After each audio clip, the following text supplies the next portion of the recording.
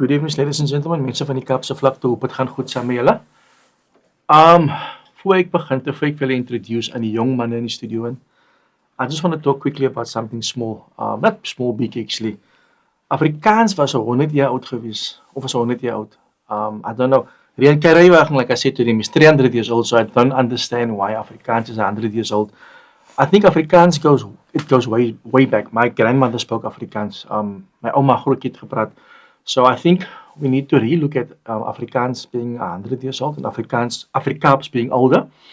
But also, the show wasn't very inclusive. I have to be honest with you. Ek het baie van my mense gesien daar nie. Carlos praat ook Afrikaans. It's one of our main languages. And I think we should, the producers and the management should look at incorporating more colored people into these shows. I mean, I would have loved to see Marc there. But yeah, ek gooi nog skim. But yeah, ons gaan weer so oor praat. But without any further ado, I've got two people here. One is my hero. You don't know that. And I've got a message for him later on. And the other one is his husband, Anwar and Marc Lottering. Welcome to Cape Stories. Thank you. Lekker om hier te wees. Good evening. Salam alaikum. And I must say, they did invite me. Did they? Okay. But the budget was small. Jy goed terugsit. Nee, hulle so like. Geld can do. Hulle het 100, jy kan dit dan vir 100 jaar. But nevertheless, we're going to speak about, ons gaan praat vanaand oor Anwar se boek. Hy het 'n boek geskrywe, yes? En it's doing very well. Not apparently, it's doing very well. But we're going to first interrogate him. You know, so something happened in the house of Marc and Anwar during COVID. If you remember, Marc sold a lot of tickets. He was sold out at one show. He did very well. Hy het baie geld. So he sold out. But during that time, Anwar also started with the book. You took you 9 months to write it. Tell us more about that journey. Yeah, so I've just written my memoir, my autobiography. And I have to say that it's been so beautifully and fantastically received. And the response has been phenomenal. Never in a million years could I have predicted that people would connect to the work to this degree. I just have to say it's number one. Well the done. number one selling book at Exclusive Books in Cavendish. Just say it again. Just say it again. Number one selling autobiography and overall in selling book in Cavendish. Exclusive Books, yay. And I want to take it further. Yeah. I just want to give those people watching, because most of them are from the Cape Flats. You are from? I'm from Bonteheuwel, yeah. Brambleway to be specific. And my book is entitled The Invisible Boy from Brambleway. So yeah, it was a journey back to the past. To answer your question, during COVID, life came to a halt, just like that. Leading up to that, we were busy with Auntie Mill. We were running for 3 months, and life was like that. And then suddenly, nothing, right? And the world was going through collective trauma. South Africans were no different. People were dying. We were scared. And I was facing my own trauma. My mom was not well. She was in and out of hospital at the time. And I was very close to my mom. We had a beautiful relationship. So I think to cope with my trauma, I somehow decided to put pen to paper. I suddenly became urgent about knowing more about my heritage, interestingly enough, because it's Heritage Month. And so I was on the phone with my mom almost daily, just trying to extract information out of her. And that became our connection. And over a 9-month period, I was just typing away. And it was just a magical experience. And in total, it was a 4-year project to get it to print, to hone, and to refine. Yeah. And that took me on a trip down memory lane, so to speak, heritage, and I go back 3 generations. And interestingly, you spoke of Afrikaans, and in my book, I used. It was very important to me to write in the first language, which was Afrikaans at home, and so yeah, it was very important for me to write a book that I wanted to buy, and it needed to be authentic, and I think that is the most beautiful and that's the common thread running through all the comments. Oh my God, it's so raw, it's so honest, and it's so authentic, and it's so South African. And the most beautiful thing about my book is that it almost doesn't belong to me anymore, because inadvertently, me just writing from such a truthful space, the book obviously it's set against a certain political backdrop, because I deal with the forced removals where my parents came from, the political uprising in the 80s. I was a child, but the Cape Flats was burning, and people love that. They often people would inbox me and they would exclaim, "Oh my God, but we do have a culture," you know, because I don't know if I've answered your question. You said now something about the forced removals. And for many families, that is generations of trauma. Our families didn't make peace with it because we had to start over elsewhere. Yeah. And people don't understand. And when you speak about these things, it's like, oh, but the people from apartheid, they passed on. They didn't pass on. Some of them are still alive. And their children, are still alive. How did that affect you? Maybe just a little bit. They must buy the book. They must stick it everything. Yeah. My family grew up in an area called Doornhoogte. It's where Rylands, Gatesville is today. And the Habibia Mosque was the center of their universe. They had a tight-knit, multiracial, but it had a tight-knit Muslim community. And so they were thriving there. And then the Group Areas Act was knocking on the door. My mom grew up with her granny, Fatima. They were forcibly removed. They ended up in Bonteheuwel. The trauma of that, the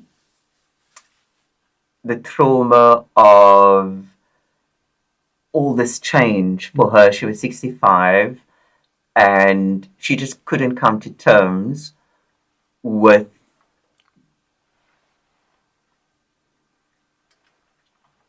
the pain of it. And she was the first Kifite out of Bonteheuwel. Wow. And it was very traumatic for my mom. When they moved in, Bonteheuwel was still being built, and people from District 6 and all over, Sea Point, many people from Sea Point and all over Cape Town were arriving daily, you know, and so they were first generation and we were second generation. So for me, Bonteheuwel as a child was all I knew, you know. I have to say, despite incredible odds and difficulty and having to make a life in a strange, a bleak, sandy neighborhood, they formed a tight-knit community. The Bonteheuwel that I grew up in the 80s isn't the Cape Flats that we read about today. My child was your child. Yes. There was such great respect for the elders. We had such safety. We had the run of the neighborhood. And we used to play the games that people always refer to, Kenichi and Jill. Yeah, Dickies and All of those things. We had a park down the road. We had no fear for our own safety. You know, we only had to be back home Maghrib, you know, between the ice. So we had a wonderful childhood. Wonderful. Gangsterism, if it even existed where I lived, was a subculture. It wasn't overt like it is now, and certainly there was no gun violence. And everyone had a job. So there was dignity, and and people were above the breadline, you know. And to see the Cape Flats today is very painful for me because I didn't grow up like that. I saw the change, and it's in my book, but yeah. I just want to go. You can speak a little bit, no, Yeah, but yeah, not a yeah, lot. yeah. Not a lot. Mark, you also on many of your shows, you would also speak about the forced removals. There's still this one thing where you make a joke, you go to the waterfront and say, "Voetsekie terug met dinge." Tell us more about your. I mean, I know a little bit more about your family. You know, tell us more about your encounter. Well, how do you see it when you were removed from your area? Well, we grew up very, very protected because my parents were quite religious, and you know when you're old school religious, and because my father was a kerk pastoor, so at that point, I'm talking from a time now, as jy saam met die Here is, dan is jy nie saam met die ANC nie. You know, I mean, the revolutionaries with Dr. Alan Busak and all those people who were like, no, we're from the church and, you know, we're going to stand for freedom and this is what it's going to take. But my father's group, I would say, and many people watching this will know what I'm talking about, the Punkster Pastore. They were not saying to people you can't protest or don't protest, but it was ons gaan net lê voor die Here en ons gaan bid vir die land. En die Here vertrou. Ja, ons gaan die Here vertrou, maar moet nou nie agter Caspers haloop en so nie, you know. Bring net jou tiendes kerk. So if that's the backdrop and my parents came home, then it was Mark and Tony, my broers Tony's 2 years older. Mark and Tony must just be kept comfortable. And Anwar would be very entertained when I used to tell him.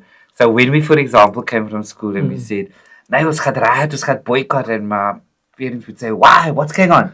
And we say, "No, do you know, we're always swimming at retreat baths, but it's not actually by choice. It's because the government's only allowing us to swim there. And why can't we swim in Newlands? Why can't we swim in Sea Point?" En toe ons weer kyk toe bou my pa 'n pool. Dis 'n pool by die huis. Sê, "Okay, now swim, Isa. Now there's no reason to boycott." So only when I was, when I got to high school, my Heathfield High was very politicized. Did I understand the real ugliness of what was happening? So I was at Heathfield High, and I grew up in retreat. So that cloud was always there. So we were accustomed to the idea of tear gas. We were accustomed to the idea of people being shot with rubber bullets. It sort of became a norm, which I currently speak about in my show, Marc Lottering. Thanks for asking. So that's the manner in which it affected me. Anwar has a very rich memory and a detailed memory of forced removals, and I think that's because of the narrative in their family. People spoke about it, whereas my upbringing was very, very sheltered, and I had to find out at Heathfield High as to what really was happening, as to why we were living in retreat, why we were swimming at that bath, and why we were not allowed to go and braai there, but you could go there. So that's how it impacted upon my life. Okay. I know safety and security, that's something that's an issue. You just mentioned earlier on. You spoke about it was safe in Pontyville. You could basically walk around late in the evening, and the gangsters then would actually help you if you needed help. But now we have a different breed of gangsters. I spoke to you earlier on just before the show what happened in an event there. Is this really democracy now that we are we are out of apartheid? We're supposed to be free. Are we really free? Yeah. It's very disturbing and it's very painful because I saw this change happen almost in slow motion. It's ironic that I would refer to pre-94 nostalgically almost. You know, because when we were at school, Mark was in high school during the political upheaval. I was in primary school, so luckily I wasn't caught up in that, but my brothers were. They had to leave school 85, and yeah. It's painful because, yes, I was in primary school, the Cape Flats was going up in flames because the youth at the time were fighting for a promise for a better tomorrow. Ashley Kriel was from our area. The Bonteheuwel military wing was very active. Bonteheuwel was very at the forefront. There were many struggle heroes. And I was at Ashley Kriel's funeral. I remember that day very well. He was only 20. I was 12 at the time. So, and a lot of people had to drop out of high school. And when we were in primary school, and high school, we regarded our education as gutter education, right? It certainly didn't compare to what white kids, the education they got. But looking back now, the irony of it, we had respect for our teachers. We could read for meaning. By the time we left school, we were educated. Yeah. Maybe not to be doctors or whatever, but compared to what's being dished out today, it's a shame. And I talk about it in my book. It's a dream deferred. And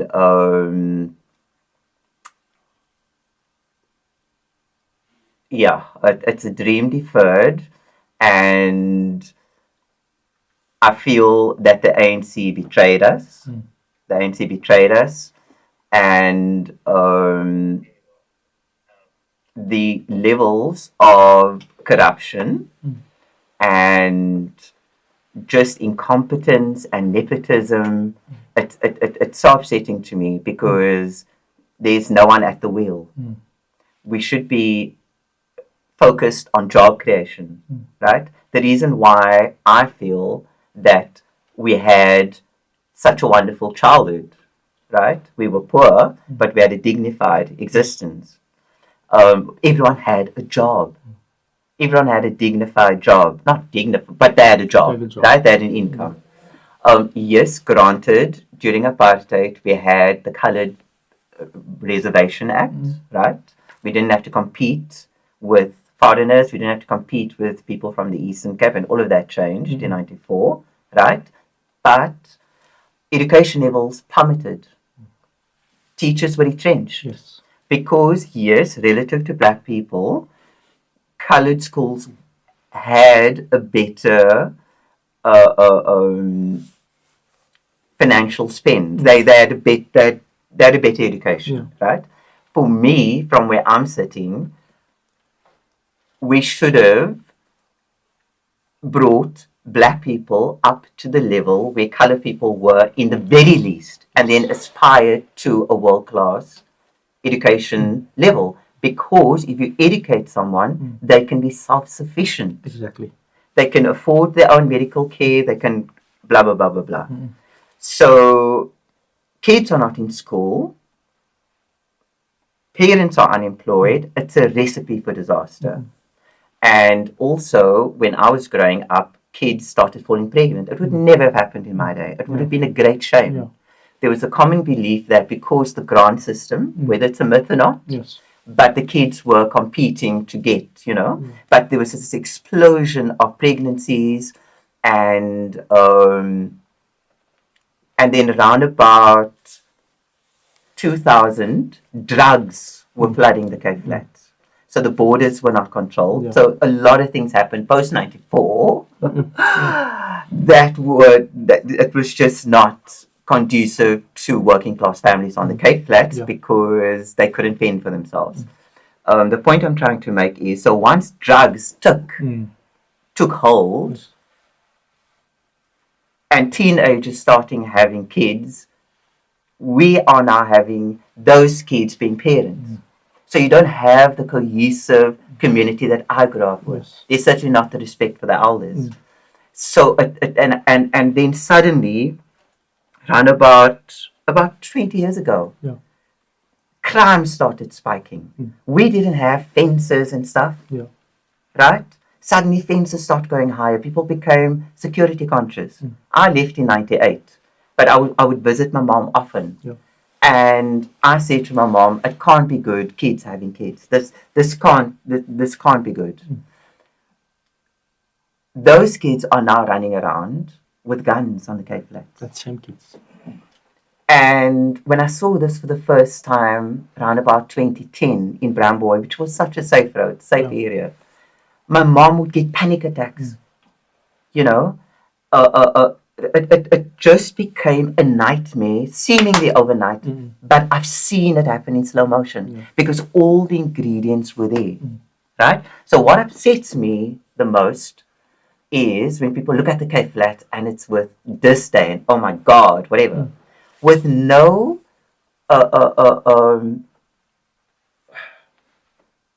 not taking into account how we got there. Just these people. It happened. Yes. But it's cause and effect. Yes. Anyone being thrown into that mix, into that, you know, Setup. in that setup, would have, come out that way. You know, we're not preparing our kids for a better future, and our people are not safe, our people are not employed, and despite all of that, they are still trying to hold their families together.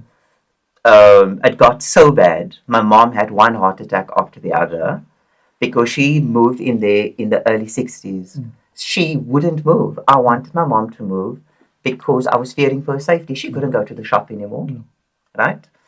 And but she grew up with a neighbor. Not grew up, but you know, They live together. they lived together, and she wouldn't move because her friends were there. And then in 2022, finally, I got her to agree to move because it just became untenable. It became untenable with a heavy heart. But most people don't have that privilege to move. So what about those people? Exactly. What about the promise of 94? For me, it's obscene. It's obscene. And it's not just a disregard for colored people, it's a disregard for poor people in general. And then colored people in particular. You really, if you're even in the queue, but there's just a sense of marginalization. There's not. There's not an acknowledgement that there's a crisis on the Cape Flats. You would think that they would be sitting around a round table trying to solve this. This is a national crisis, but because it's not happening in Close Street, I think. Yeah. So, and they're politically dispensable. Yeah. I don't know, but it fills me with despair. It fills me with despair, especially when, it fills me with despair. You also speak about the trauma that you went through, right? And there's many of our young people still on the Cape Flats that's facing challenges like yourself. And even more worse because, I mean, just last week in Elsa's River, I think it was Friday, I think it was a 14-year-old boy was killed. When they turned him around, and this is not sorry for the graphics, they couldn't see his face, it was blown away. And so you have these children, so his friends was obviously there and they saw what happened. And we don't deal with our trauma because we have a lack of resources at school, in our community, and therefore they grow up with this trauma. And it goes back to now I'm going to take revenge. How did you deal with trauma? Because we just want to touch a little bit on that. So because there's a young boy out there, a young girl out there that maybe needs a bit of guidance. Yeah. My trauma took the form of homophobia, right? I said earlier that I had a wonderful childhood. It was just incredible, right? Until it wasn't. I woke up one day and suddenly I was othered, you know. I grew up in a wonderful family, very loving. I felt safe in my family. I felt loved. I had an incredible mother who loved me. Whenever I walked into a room, her face would light up. You know, I was her baby. And so I come from that, right? And then I went into the big wide world. And in my book, in standard 2, something very traumatic happened to me, and it's actually the opening passage in the book, where a girl named Estelle, it was our oral day in class, and the topic was my best friend, right? And she got up and she looked at the class and she looked very, very bakhat, like, you know, very confident. And she says, my best friend is Anwar. Wow. And I looked at her and I thought, wow, I am friendly with you, but I'm certainly not your best friend, you know. And she had a vicious look on her face suddenly. And she proceeded to spew the vilest slurs at me, and it devastated me, with everyone looking on. You know, Anwar's just like a morphie. Anwar loves playing with Barbie dolls, and etc., etc. And it was emotionally, it was such a painful experience. I literally felt myself, not literally, but it felt like I was leaving my body, and like I was just hovering above, looking on, and it felt like time was just suspended, and her mouth was just moving, and the teacher was there, and I was looking at the teacher for help, and she was like, come to think of it, he is quite girlish. And I was just, you know. So yeah, so that was the start of it, and it just never stopped after that. And so to come to your point, there was this boy, right, that you were referring to, traumatically murdered, right, physically disfigured. Although I didn't feel physical danger and I wasn't physically violated, I absolutely felt emotionally assaulted every time it happened. I didn't feel safe in my body. I descended as a child, so pre-adolescent, still developing brain. I developed panic attacks and disassociation, all kinds of mental disorders, which I didn't have language for. I was a child of the 80s. I mean, you know, it was a different time. So it was an incredibly difficult landscape for a working class Muslim gay boy, or effeminate, I didn't even know what gay meant at that point, effeminate boy on the Cape Place. There was nowhere for me to run. In a Calvinistic apartheid South Africa with caspers around me, which became normalized. You know, trauma, we normalize trauma because it's just so everyday, and you somehow just find a compartment to hold it, right? That was my external environment. But internally, I was imploding because there's only so much your young body can take. So that was my struggle, you know? So people on the Cape Flats, yes, the bullets become normalized, whatever. But your body doesn't forget. Exactly. What does your body do with that trauma? My mom had one panic attack after the other. She had heart attacks, you know? Is it no wonder that people are on tick, addicted, to find some relief? Alcohol, gambling, because there's only so much that you can take in a bleak, hopeless environment. I had the privilege of having an imagination. In my book, I discussed it. I had a resilient personality. And because my mom loved me so much, I could somehow process the madness around me. Because if somebody was crazy towards me, it's like, but my mother loves me. My mother treats me like I am the king of the castle. So are you mad? Right? That's the healthy part of me. But obviously, I was so broken down. The broken parts couldn't process it, and I stumbled. But I had a path out, and it was my courage and resilience, and I discussed it in the book. And obviously, I was a clever child. I had that in my back pocket. I had a clear view in Bramboy of UCT. And I told myself, I'll never forget that moment when I realized, oh, no one, because my mom couldn't protect me from the outside world, right?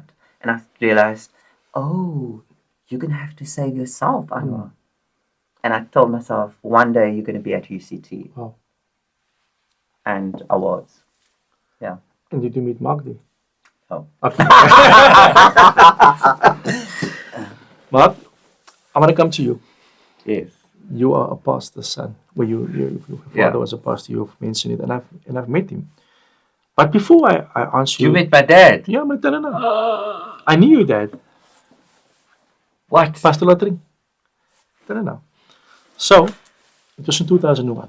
So, like, we all go through things in our lives. And I had a father, but he was also not there. All right? And I was also searching for that love. And so I know what you're speaking about, And there was one day, it was at the Retreat Civic Center. Now, they had the PPK service, the soundtrack. And it was there, and all the churches was there. CPC. Ja. En ons het almal het getuig en nie getuig nie, almal het nog gekoordans en your father came up en your father het nou die mense gegroet. En jou pa het Afrikaans gepraat, daai dag in die pas sê, julle is kwaad vir my omdat maak jokes maak van julle. He said it. And then he said, I can't help for that. That's Marc's week. It's Marc's week. It's Marc's week. This is crazy. And he actually, but the way he spoke about you, Marc, he loved you.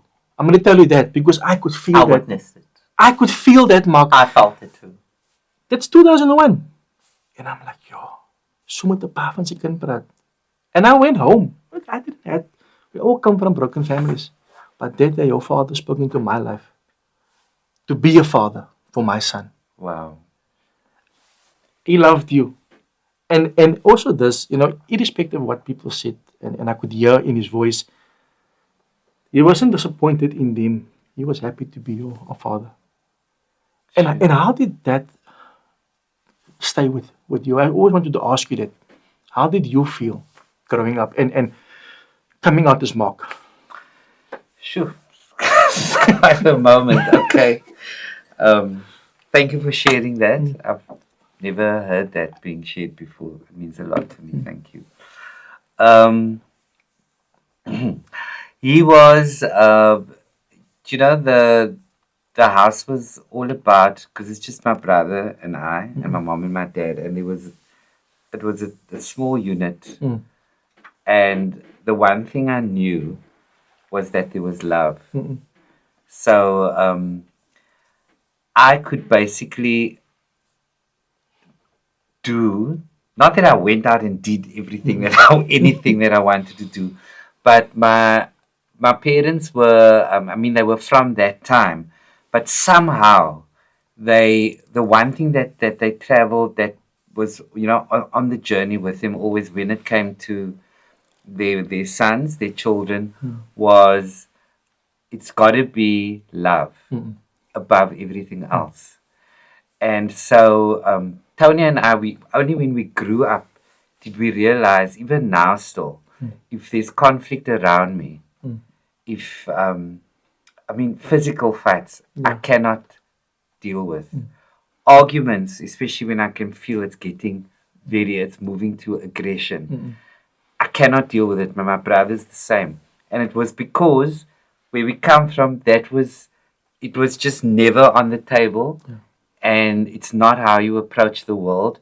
And if we can't offer you anything that you want, the one thing we can offer you is love.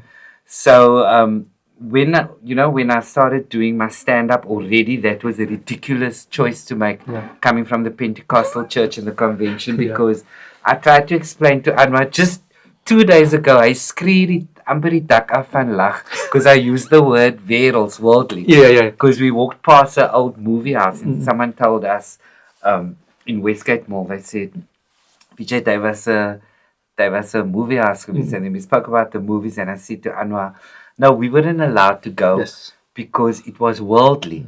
En nou stop, hy by die woord. Hy analysed nog die woord. I said, we didn't know that it meant anything. Worldly meant you're going to hell. Jy gaan brand. They mean jy seker 'n girlfriend met lipstick dra en earrings, because there's werelds. Yes. So we didn't define the word for what it really means. Now worldly is a compliment. You go, oh, I mean, she's so worldly. They sê hulle lê hande op jou en hulle rol vir jou in die as. That's a whole new show on its own. So already I became a comedian. My mother would call me to the house, and she would say, I remember the first time they wanted to lay hands on me because they drove past a poster. En ek het vir niemand niks gesê nie. And they on their way to Kenilworth Centre, and I said, maar is dit nie Mark wat but he's so werelds, that's how I was doing that. And I still came to it, and I was doing well because I had a big Nokia. En ek kon nie kali Nokia, dit is die Nokia wat agter op die bak is so groot, kan nie saam met jou voor in die kar wees nie. And my mother, and the phone is ringing while she's talking to me, and I remember her first words were, en die goed is ook werelds, dis die 666, and how do they know you're here? Because people are phoning on the phone. She says 666. That was the first thing, and then there was the gay issue. And I will say to you, I think, that for me is a lesson in love that I don't know if I hope that I can be capable of that. But because my mother is the original Auntie Mill. I've noticed, Yes, so that's based on her. My mother is Auntie Mill. So, and then good friends told me, don't even have that conversation with your mother, because jy sien it was in a movie. I'm loud and proud, I want to say who I am. And I said, nee, da's Auntie Mill. That's going to be a whole other, she's dealing with that in her own way, but it's not for you to follow what you've seen in the Hollywood stories that Vicky so and retreating. So that was the one thing. And then my father, so my mother, it was difficult for my mother to come to the theatres because it was worldly.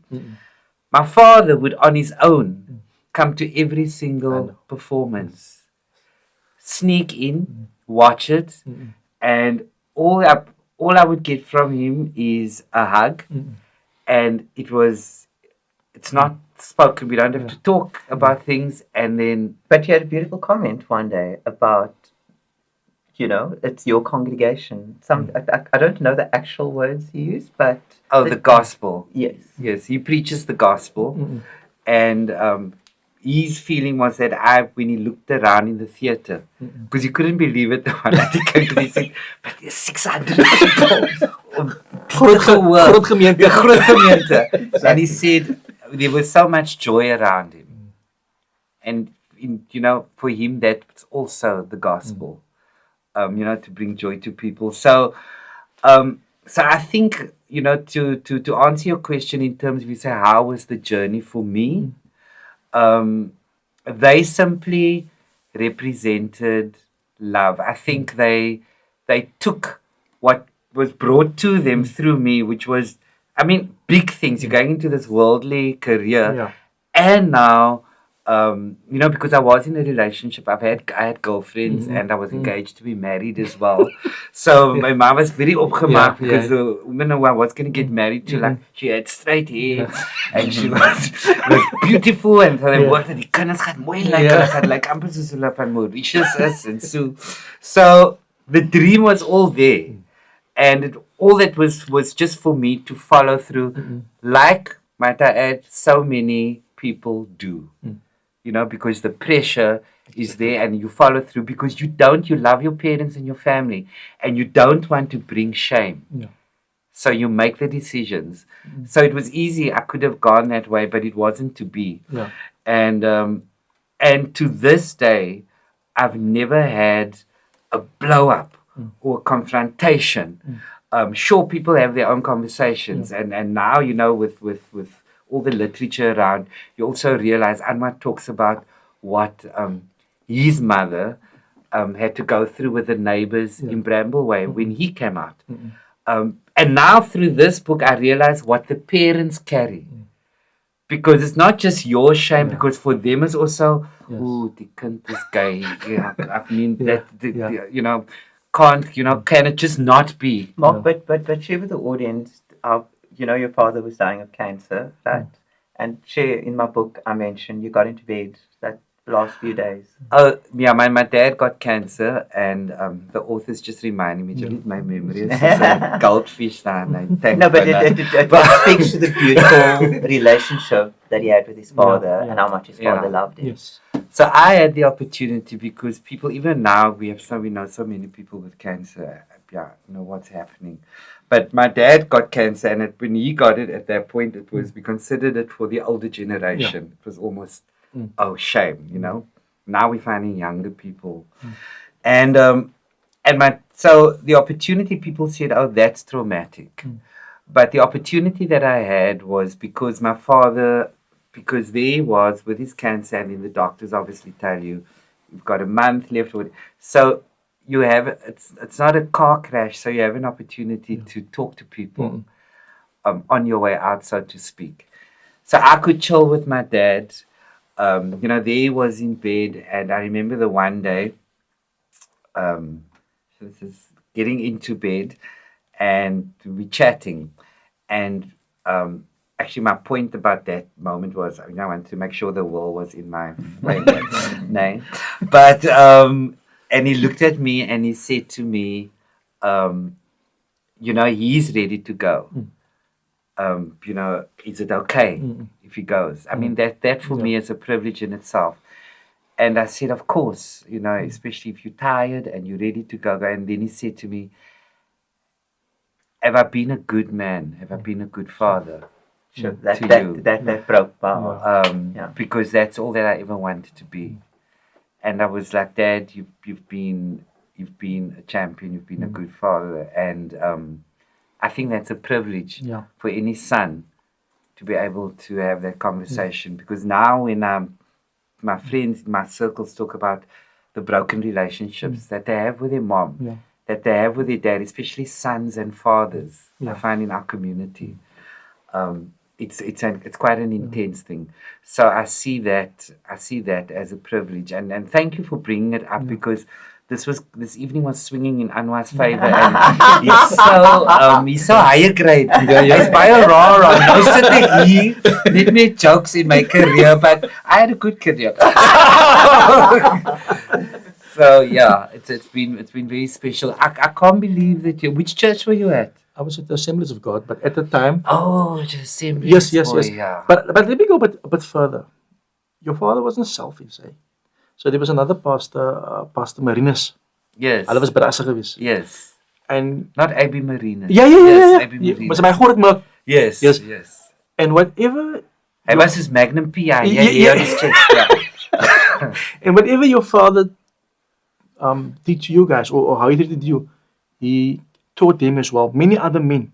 So that was how the church used to be back in the day, where pastors like Pastor Lottering would teach other men how to be men. The real deal, right? There we go.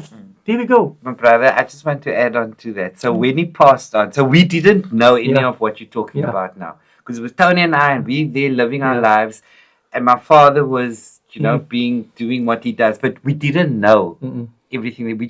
We thought everybody's father was a pastor. So we thought it was normal, because even my Muslim friends used to come to our house in the morning on our way to school. Yeah. They had fun, because then they would raise their hands, man, and daar staan la Biba and say, because they knew that's going on in our house. So it was normal for us. Yeah. And only later, when my father passed on, did we discover what he did, and then the phone calls would come and say, but then it would go, we didn't want to make this phone call, but we just want to know, you know, your father once a month would drop off groceries here Yeah. because our Wow. family's not doing so well. And then Wow. it was, again, other people in Paul. Yeah. Your father would once a month give Yeah. us 1,000 rand. Yeah. Toe moet ek eventually sê, maar, no, that was his vision. Ek die Bybel sê mos, you know, iemand het maar confirmation, ek het nie daai droom gekry nie. Daar sê nou, kyk eens wat hy was my pa. But afterwards we found out that he was doing all of that, and yeah, it's something you know, I hope that in many ways I can leave that fragrance behind that my dad did. His father was a gentleman. His father would open the door for his mother. Does he do the same for you? Absolutely. Okay. No, Mark is the gentlest soul, and Is the audio on praat? Speak louder. No. Yeah. Getting so soft now. yeah, I think the reason why we have been together for 28 years is that Mark has always wanted the best for me, you know, and he's always celebrated me. And, you know, if you don't have somebody who's your biggest cheerleader, you know, and especially now with a book as well, you know, Mark is happier for me than I am for myself. So, yeah, it marks my rock. During my darkest days, I discussed in my book, I had a long walk with depression. Yeah. And, you know, in this world, you can't survive if you don't have a support structure, you know. And I've been very blessed in that way. And during my darkest hours, Mark was there for me, Wow. you know. And, yeah, he's my rock. So, yeah. Now when you met, hoe het hy vir jou gevra vir 'n spien? We're running out of time, guys. We meant to wrap this up. As any book. So dis by the book. Mark, are you going to talk about the green t-shirt? Do we have time? Yeah. Yeah. We still have 10 Oh, we minutes. still have a minute or so. Okay, this is in the book, but Anwar and I met in the craziest of ways because you know, these days everybody's on an app. People are, you know, be it on Tinder, Grindr, Bumble, whatever. And we didn't have that back then, but we had a newspaper. There was a classified section, and it was a Lonely Hearts column Yeah. where you could pay this person 300 rand and they give you 10 phone numbers of what suits your personality, what you're looking for. So I joined this agency and I got 10 phone numbers Okay. for 300 rand. Toe was hy nommer 10 op die But so I first had to work my way through the other 9. Toe ek vir Anwar, ek And the reason he mentions the green t-shirt is because on our first date, we had to meet, and I went and I bought a green t-shirt. It was at a place called Vertigo. They don't exist anymore, but they were like trendy. I remember them, yes. And on a half price sale. Okay. And ek like kwaai in the t-shirt. You know when you look in the mirror and you go, yo, I'll take you out for lunch. En ek het lekker gelyk, man. You know, just stop so much and which I like lekker. And with my half price green Vertigo designer t-shirt. And I meet Anwar for the first time, and he's wearing the same thing. Wow. And which he got on the sale, and I thought this is a sign because we obviously both know how to budget. Yeah. And that was 28 years ago. Wow. That's how we met. En jy's spetty. Sorry? Sometimes it's very expensive to leave. Stan, I'll give you a message to people watching. You're thinking about leaving your relationship, it can cost you. So it's cheaper of a man with a blank. Cheaper. Awesome. Anwar, what is the plans? Jy het nou een boek geskrywe. Is there another book? Do you know, so many people ask me that. So it is a memoir, autobiographical. Yeah, you know. So best I start living some more, right? to draw on that well. You know what? it's been such a rewarding experience. So who knows where the road takes me? But I'm certainly inspired. Wow. I'm certainly inspired. I really enjoyed the writing process, I have to say. It was, I've said this so many times, but I'll say it again. It was really a magical experience. You know, I would sit down every day. It was COVID, right? So I would, like 9 o'clock every day, like early morning. No, okay. I never knew what I was going to type. You know, it would just come through me. Like I was bearing witness to something being born. And I really, really loved that process, you know. So, let's see. But Can these fingers take me? Yeah. But I just want to say before we run out of time, because he's going to forget, but for people watching, it's Cape Flat Stories, right? There's a special on the book. Awesome. So if you go to our shop tonight, which is on Marc Lottering on Facebook, Marc Lottering on Instagram, it says there's a store there, there's a shop where you can buy t-shirts and coasters. I brought you coasters. Thank you. They say you're a Bronwyn from our new musical. Wow. But this book is at that shop as well. So if you buy the book and you get to the thing that says code and you type in Cape Flats Stories, you get 15% discount on anything you buy on the store tonight and tomorrow. You just type in 15. You type in Cape Flat Stories, and signed by me and free delivery. I mean, that's a great deal. Do you deliver it yourself? No, couriered. Couriered, okay. For free. It's not that big. I think that's a great deal, though. I think it's a brilliant idea. Yes. Good deal, cheap. Yes. And you deliver it as well. Absolutely. No? So I follow you. We are Facebook friends. Because Mark didn't want to accept my friend request for 20 years already. So I followed you. You accepted it. So yeah, I'm now I'm just playing. Wow. You need to go back to the church. I think both of us need to go back to the church. Where do you guys get? I always admire you, your fitness level. Because you inspire me also. I'm also on the journey. I had addiction to sisters and I ended up in hospital. Oh, wow.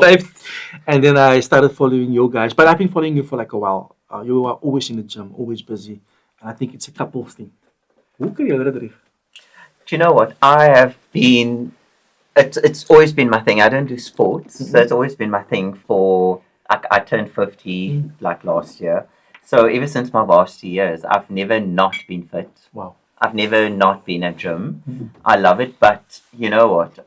Because of my journey with mental health issues, over time you figure out, oh, sugar is not my friend, and refined sugar, this, that, and the other. So you start eating healthier automatically because okay, I feel better, that can manage the symptoms better, and then of course gymming, and it's just a lifestyle shift that happens over time. But because of the challenges I faced, that was a great way for me to manage it, to mitigate. And of course, then the offshoot is that you fit and you look great and all of those things. So it's win-win, But I have to say, being 50, it's a new decade. I love growing older because, you just grow more into yourself. But physically, I feel no different to 30. And I go for checkups and all my vitals are fantastic. So I highly recommend it. And especially in our community, it's the family I come from. My mom had every comorbidity that you can think of. That was also what influenced me as to what not to do. I grew up in a Muslim family, traditional family. But I made conscious choices to be on the healthier side, and it's paying off dividends now. Can we just do a competition between you and Mark? Hy het gister ficosistes Mark's a culprit. Mark's a culprit. I would never buy those things, but once it's in my house, it's like the devil. You can't help How yourself. do I resist chocolate? In the chocolate? Yeah, it's sounding very raw. My body, But Marcus had a positive influence on you as well, didn't it? Right? Well, Because I've got I to. cook essentially. Every time if we do a big musical and it's a cast around me, like we're heading into one for the end of the year, everybody around me is half my age and double jointed. So I've got to keep up with them, and kick my sasa legs. And you do so Kick my beautifully. sasa legs high up in the air. But we understand we also train on Biscop steps. Okay. Since 2012 already. So once a week we are at it. It's 350 steps, so you do it for an hour. I do 10 sets. One is one, like that. How many up sets? and down is one set. So Do you know that demon possession is a real thing? No, it's real. It's a real thing. That's all that I want to Bob's say. quite good, eh? He's quite good. He Yeah. keeps up with me. And it's the best cardio workout in town. Yeah. Somebody says here, Mark, tell Stan about your recent photos walk with the jeans, with the lever on. With the jeans. Wow. That is just a very, very good example. That's a real human being telling you that, because to demonstrate Anwar Lich, he said to me yesterday, we're going for coffee. Yeah. But bring the dog, because in the dog can do a quick run in Newlands Forest, then we're going to eat. 90 minutes later, here Bronwyn, we're still walking. Because it's, Anwar's at my But how life, were you and walking? Tell people how you were styling. Like, so of course I was styling because and then people stopped me and they were like, yeah, la Mark with the jeans on. Yeah. And I said to them, my motto is you must always dress like you're going to bump into your ex. Yeah. Because they will because they must be filled with regret when they see you. Yeah. Oh my goodness, I let that go. Yeah. So, to like it liquor, but totally wrong for the walk. And of course the pictures were posted. like a sweet drape, And the jeans. But I felt so uncomfortable. But the minute people come and I could see if people were fans, they would whisper. If people knew me, and I could feel the energy. Yeah. Then I had to again say, "Nah, I'm cool" and whatever. But it was the worst walk ever. Okay, yeah. Sweetheart, tell people you've got a show from tomorrow night at the Baxter. Our Baxter Theatre for the next 3 weeks, Marc Eugene Lottering. It's my stand-up show, which we've done a nationwide tour. I feel it's one of the best stand-ups I've done thus far. It's only on for 3 weeks. The booking's already heavy, very few tickets left. And, of course, Invisible Boy from Bramble Way, you get that on our shop. If you go to Instagram or you go to Anwar's Facebook or my Facebook, There's the a link links are for there. Marc Lottering. And get ready for Colin the musical. Colin the Casher. In November. Yes, that's We're the end of so November. We're very excited about Colin's world is coming to life. And Yeah, it's going to be a riot. Bronwyn. It's going to be a riot. Or tomorrow, let's take a break. Colin to my boonzaai. Kyk, here, Bronwyn, kyk die. Okay. So that's cool. I'm so happy that we're here. We didn't do a drug test. We didn't do a We alcohol actually want to test. do alcohol test, guys. Must we? And it was a driver's license test. Mark, ek wil eens met die mense bemoedig met 'n woord van bemoediging. Hey, kon hy CBC nou uit. 'n Woord van bemoediging wat ek vir die mense het. I do want to say that when the sun comes up for you, it's your chance to make a difference. And for me, the way I make a difference now, I realize more and more, and he knows this well, there's power in the tongue. That's the way we grew up. So especially the world in which we live in, this Facebook, Instagram, TikTok, everything, people immediately go with poison because now everybody has the ability to tell you what they think of you. And what social media has taught me, especially Facebook, is there are a lot of people on Facebook who don't have matric with exemption. So they just feel they can say what they want, destroy your spirit completely. And we can't dodge it. I'm very sensitive. So it comes to me, it actually affects me when I read horrible stuff about that's the world we live in. But you and me, Machomi, we have the opportunity to think before we speak. To know that you don't know what's going on in Stan's life. So I bump into you. Whatever I'm going to say to you, let it be uplifting, let it be positive. That's how I live. So that's my woord van bemoediging. Met daardie woorde staan ek terug. Anwar? I just want to echo what Mark said. I can't top that. But God is love, and love is God. Let's spread the love. I was so nervous tonight because Ek wag al 23 jaar om van Marc te sê ek het sy pa Wow. gemeet. So that's wow. out of my system, and Anwar confirmed it. It is the truth that I spoke. So tonight it was for me also something. I had a lot of people in the studio, but tonight was a milestone for me.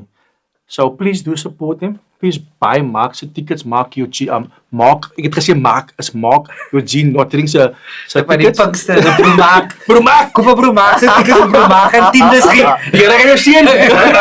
It was great chatting to No, you. thank you so much. And also Anwar's book. Get Anwar's book on the show, on the platforms, on Marc's platform, En on Anwar's and platform. Anwar's Yeah, platform as go to well. my 15% off. Go to my Instagram page, click on the link that says Marc Shop. Yeah. The Invisible Boy from Brambleware will come up. Yeah. Make your purchase. En daarmee gaan ons nou afsluit met 'n lied van die gemeente. Hy speel maar net kaart. Have a blessed evening. Thank you so much. Guys, thank you so much. That's Marc and it's Anwar. And please do share this. Please do support him. En ja, ons is next week weer hier so. Cheers.